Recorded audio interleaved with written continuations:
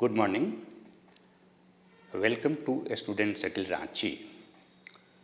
मैं कृष्णा कुमार आपको भारतीय अर्थव्यवस्था के संदर्भ में कुछ बेसिक अवधारणा है, उसके संदर्भ में आज हम आपसे कुछ शेयर करेंगे। तो किसी भी अर्थव्यवस्था को जब आप समझने का प्रयास करते हैं तो आजकल जो समाज में जो सुनने को मिलता है और रियल में जो होता है उसमें थोड़ी सी अंतर होती है। तो सबसे पहले एक बात ये करें कि भारत की जो अर्थव्यवस्था है एक विकासशील अर्थव्यवस्था है और भारत की अर्थव्यवस्था को एक विकसित अर्थव्यवस्था बनाने का टारगेट 2047 तक किया गया है। तो भारत की अर्थव्यवस्था एक विकासशील अर्थव्यवस्था है और जब हम भारतीय अर्थव्यवस्था के बेसिक फीचर को समझने का प्रयास करते हैं, क्योंकि एक टॉपिक बहुत ही इम्पॉर्टेंट टॉपिक है, जेपीएससी मेंस जो है उसमें आपको इकोनॉमी के अंतर्गत जो फर्स्ट टॉपिक है, फर्स्ट सेक्शन के अंतर्गत उस टॉपिक का ही नाम दिया गया है basic feature of Indian economy. तो जब कभी भी आप basic feature of Indian economy को पढ़ें या समझने का प्रयास करते हैं तो उसके दो संदर्भ है। एक संदर्भ कि आप मोटा मोटी जाने कि बेसिक फीचर इंडियन इकोनॉमी का क्या है और दूसरा उस बेसिक फीचर के अंतर्गत कई सब टॉपिक दिया हुआ है। आपको 11 प्रमुख टॉपिक उसके अंतर्गत दिए गए हैं, राइट, जिसके अंतर्गत आप भारत के नेशनल इनकम को भी पढ़ते हैं, भारत में इन्फ्लेशन को पढ़ते हैं, भारत के डेमोग्राफी को पढ़ते हैं, एग्रीकल्चर को पढ़ते हैं, इंडस्ट्री को पढ़ते हैं, बैंकिंग एंड फाइनेंशियल इंस्टीट्यूशन को पढ़ते हैं, ट्रेड को पढ़ते हैं, balance of trade and balance of payment की कॉन्सेप्ट को भी जानते हैं, पब्लिक फाइनेंस के कॉन्सेप्ट को जानते हैं। तो ये मोटा मोटी उसके अंतर्गत टॉपिक है basic feature of Indian economy के अंतर्गत। लेकिन सवाल ये है कि इंडियन इकोनॉमी का बेसिक फीचर क्या है। तो इंडियन इकोनॉमी के बेसिक फीचर को हम समझने का प्रयास करें तो पहला इंपॉर्टेंट कॉन्सेप्ट ध्यान रखना है कि इंडियन इकोनॉमी एक विकासशील अर्थव्यवस्था है और इस इंडियन इकोनॉमी को एक विकसित अर्थव्यवस्था के रूप में रूपांतरित करने के लिए भारत सरकार ने पहल किया है कि हम इंडियन इकोनॉमी को 2047 तक विकसित अर्थव्यवस्था के रूप में रूपांतरित कर लेंगे। तो एक विकासशील अर्थव्यवस्था की क्या विशेषता है, राइट, और एक विकसित अर्थव्यवस्था की क्या विशेषता होती है। तो देखिए, विकासशील अर्थव्यवस्था का जो बेसिक फीचर है कि विकासशील अर्थव्यवस्था के अंतर्गत जो पर कैपिटा इनकम होती है वो लो होती है और विकसित अर्थव्यवस्था के अंतर्गत जो पर कैपिटा इनकम जो होगी वो हाई होगी। वर्ल्ड बैंक ने 2023 में पर कैपिटा जीएनआई के आधार पर जो विश्व की अर्थव्यवस्था है, विश्व के जो देश हैं, उन देशों को 4 प्रमुख ग्रुप में बांटा है, right. Per capita income GNI के आधार पर, ग्रॉस नेशनल इनकम के आधार पर वर्ल्ड बैंक ने विश्व के देशों को 4 प्रमुख वर्गों में बांटा है। उस 4 प्रमुख जो वर्ग है उसके अंतर्गत सबसे पहले उन कंट्री को रखा गया है जो लो इनकम इकोनॉमी के अंतर्गत आते हैं। लो इनकम इकोनॉमी के अंतर्गत अधिकांशतः अल्प विकसित अर्थव्यवस्थाएं आती है।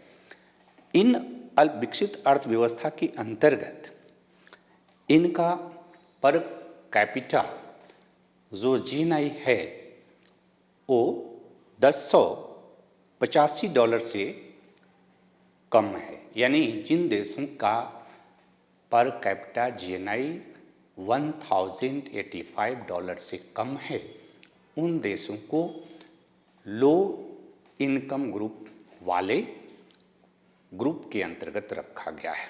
भारत इसमें नहीं है, इसमें अल्पविकसित अर्थव्यवस्थाओं को शामिल किया गया है। दूसरा ग्रुप जो है वो ग्रुप है लो मिडिल इनकम ग्रुप के कंट्री। जो लो मिडिल इनकम ग्रुप के कंट्री जो हैं उनकी जो पर कैपिटा जीएनआई है वो $1086 से $4255 के बीच रखा गया है।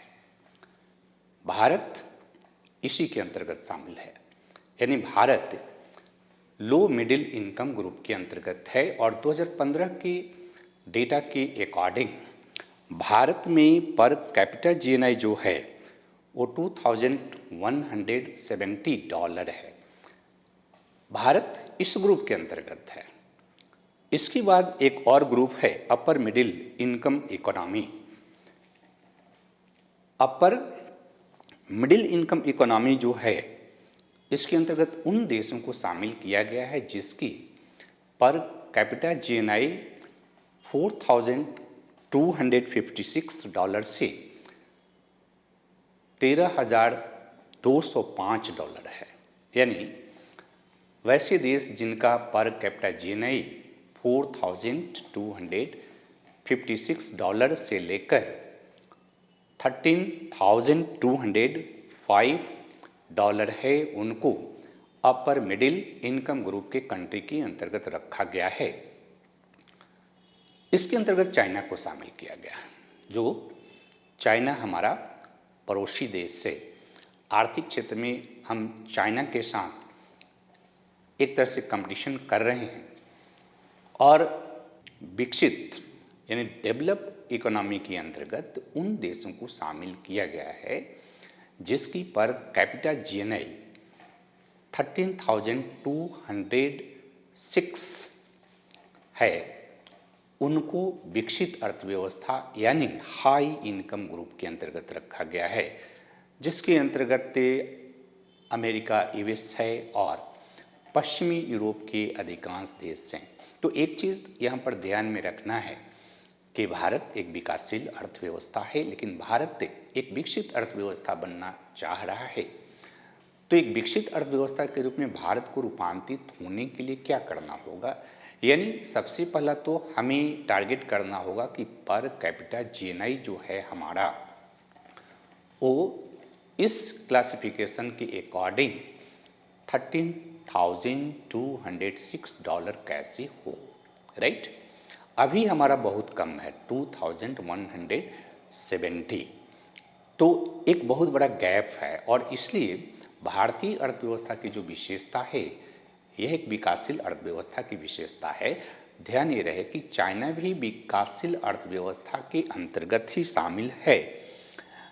और इसलिए जब आप भारत और चाइना की तुलना करते हैं या आप समझने का प्रयास करते हैं कि भारतीय अर्थव्यवस्था क्यों एक विकासशील अर्थव्यवस्था है, विकासशील अर्थव्यवस्था के अंतर्गत भी भारतीय अर्थव्यवस्था लोअर मिडिल इनकम ग्रुप के अंतर्गत है। और लोअर मिडिल इनकम ग्रुप जो है इसके अंतर्गत सामान्यतः वैसे कंट्री को रखा गया है जिसका पहला तो क्राइटेरिया है कि पर कैपिटा इनकम जो है वो लोअर है ना। एक चीज़ ये बात ध्यान में रखना है कि आप ये बार बार सुनते होंगे कि भारत वर्तमान में विश्व की तीसरी बड़ी अर्थव्यवस्था बन गई है। अर्थव्यवस्था का जो आकलन किया जाता है कि कौन सा देश विश्व का कितने रैंक पर अर्थव्यवस्था आर्थिक शक्ति है, तो उसमें दो तरह के क्राइटेरिया को अप्लाई किया जाता है। एक तो on the basis of exchange rate, right, और सेकंड है कि परचेजिंग पावर पैरिटी के आधार पर। तो भारत अभी विश्व की तीसरी बड़ी अर्थव्यवस्था परचेजिंग पावर पैरिटी के आधार पर है, न कि एक्सचेंज रेट के आधार पर। एक्सचेंज रेट के आधार पर भारत जो है विश्व की पांचवी बड़ी अर्थव्यवस्था है। विश्व की 5 बड़ी जो अर्थव्यवस्था है उसमें नंबर 1 पर यूएसए है, सेकंड जो है चाइना है, थर्ड जर्मनी है, फोर्थ जापान है और फिफ्थ भारत है। यानी एक्सचेंज रेट के आधार पर देखेंगे तो हम 5वीं बड़ी अर्थव्यवस्था हैं। और अगर पीपीपी के आधार पर हम देखेंगे तो हम तीसरी बड़ी अर्थव्यवस्था हैं, जिसके अंतर्गत 1 नंबर पर यूएसए है, 2 नंबर पर चाइना है और 3 नंबर पर भारत है।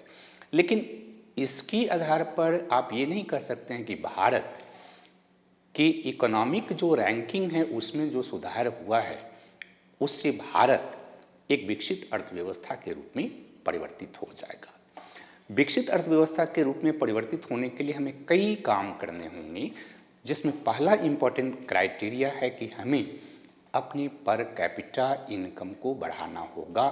और पर कैपिटा इनकम जो बढ़ाने का जहाँ तक सवाल है, तो एक चीज़ और ध्यान में रखिएगा कि भारत का जो पॉपुलेशन है, यानी कि जनसंख्या के मामले में हम चीन को भी पीछे छोड़ने जा रहे हैं। और जब आप पर कैपिटा इनकम की बात करते हैं तो उसमें जनसंख्या की भूमिका बहुत महत्वपूर्ण होती है। और जनसंख्या के हिसाब से अगर आप देखेंगे तो भारत जो है वर्ल्ड के 18% पॉपुलेशन भारत में निवास करते हैं। और वर्ल्ड का जो कुल इनकम है उस इनकम में हमारा रोल, हमारा कंट्रीब्यूशन मात्र 3% है। यानी कि जो पॉपुलेशन है, बड़ा पॉपुलेशन, और इस कारण से भी हमारा पर कैपिटा जो जीएनआई है वो कम होता है। तो पॉपुलेशन हमारा जो है वो एक बहुत बड़ा हमारे पास चैलेंज है। लेकिन अब पॉपुलेशन को देखा जाता है कि पॉपुलेशन ना केवल एक चैलेंज है बल्कि अपॉर्चुनिटी भी है। तो अगर हम अपने पर कैपिटा इनकम को बढ़ाना चाह रहे हैं तो हमारे पास एक ऐसी स्थिति है जिसके अंतर्गत हम पॉपुलेशन हमारी जो है वो डेमोग्राफिक डिविडेंड के रूप में है। हमें क्या करना होगा?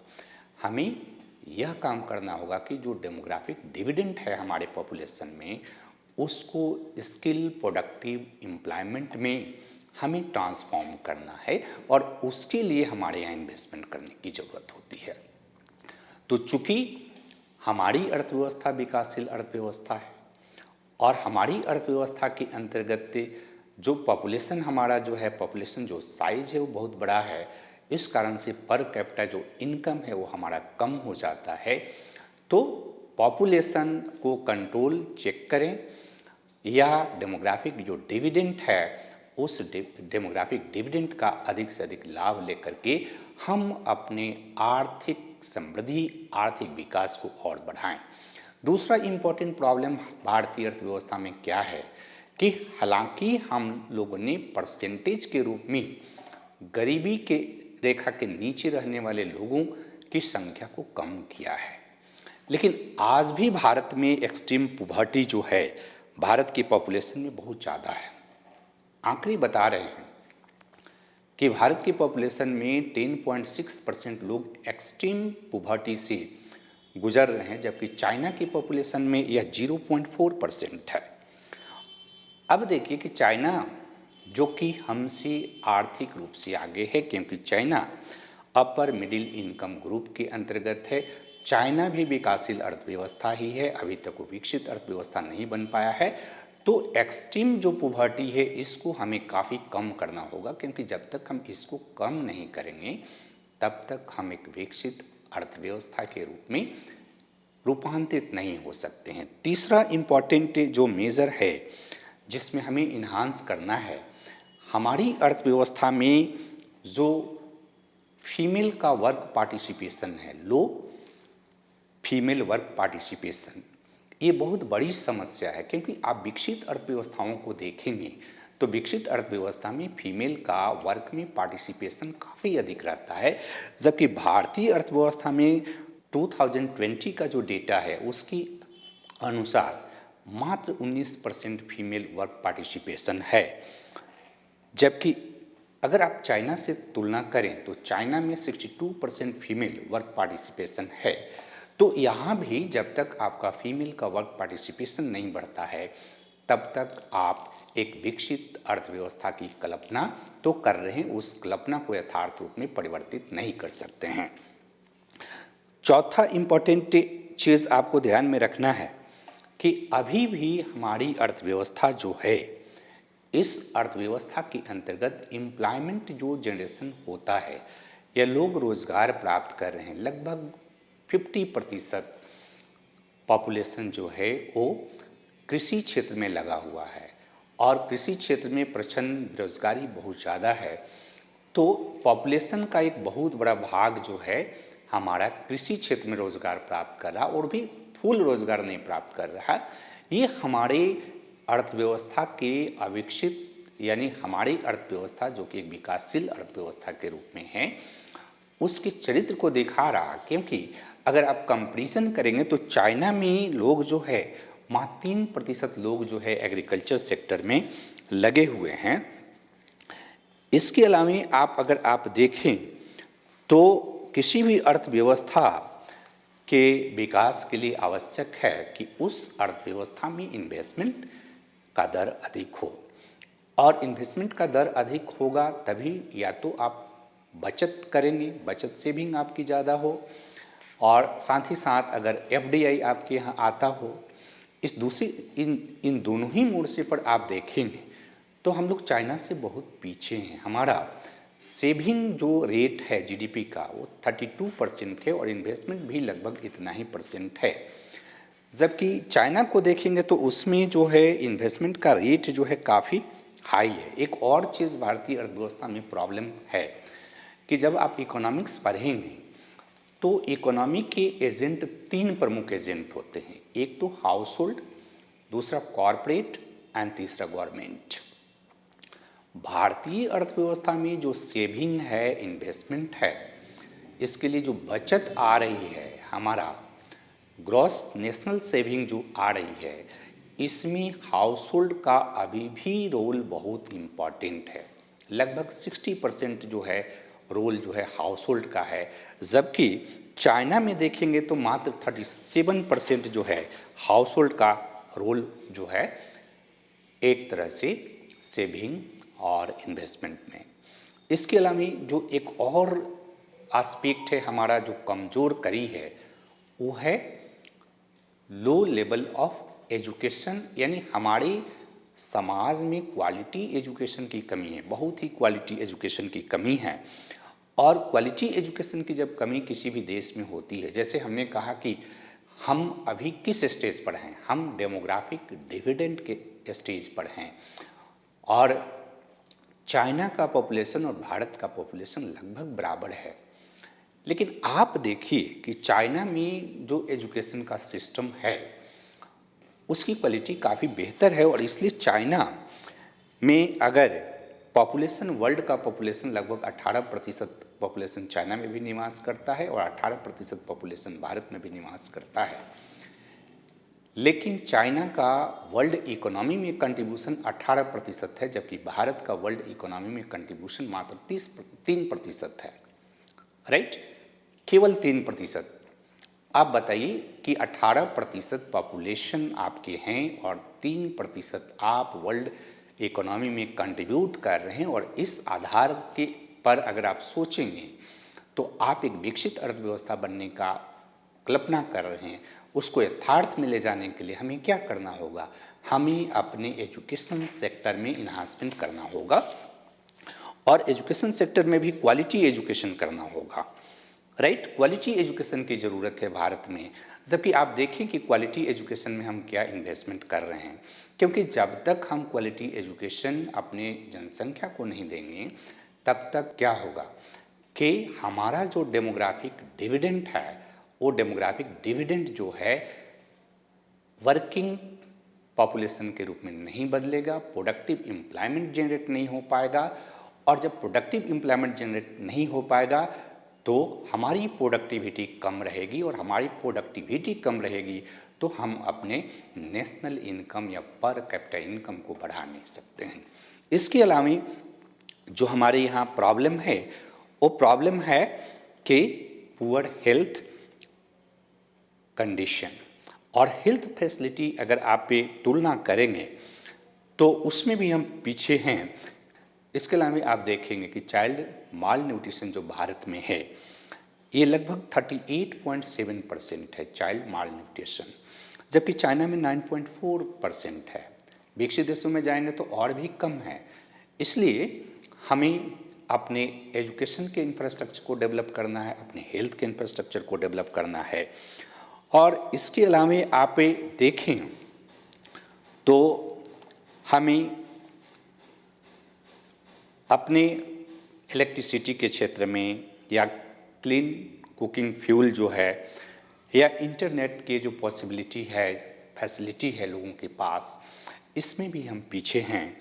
और इसके साथ साथ आप अगर देखेंगे तो हमारे यहाँ क्या है कि एमएमआर है ना, मैटरनल मोर्टेलिटी रेट 145 है तो चाइना में 29 है, और चाइल्ड मोर्टेलिटी रेट जो है हमारे में पास 33 है तो चाइना में 7 है।